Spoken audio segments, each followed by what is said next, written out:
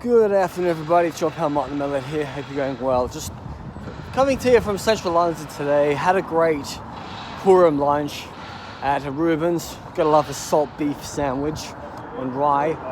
And also, I should really try out the turmeric latte. It's fantastic. There's two businesses of Reuben's on the same street in North London. Actually, well, more Westminster. So today I'm going to talk about how to get back to Australia in these current times. Now, let's just say you're an Aussie who lives in the UK and you have to get back to Australia because of family reasons, like myself. I have to get back to Australia soon because of my own mother.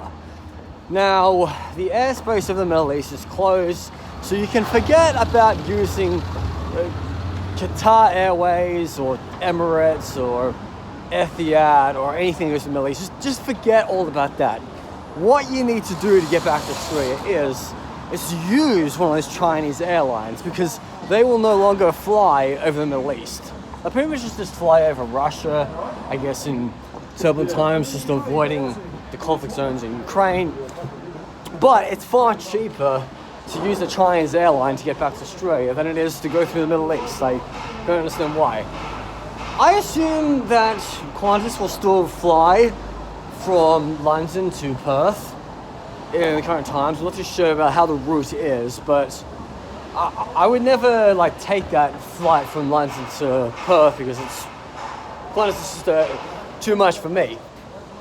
So I haven't really planned how I'm going to get back to Australia. I know I have to get back to Australia soon in the coming weeks.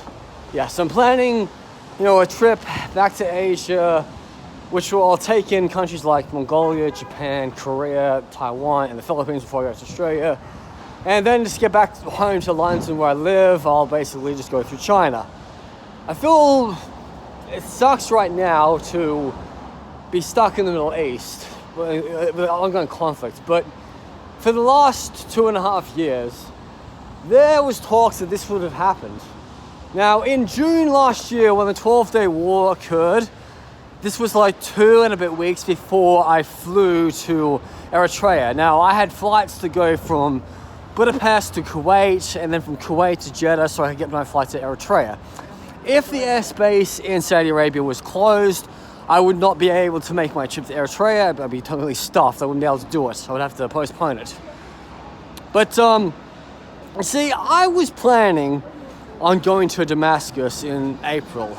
But I have a highly feeling that I won't be able to go to Damascus this April, so that's why I'm going back to Australia and back to Asia.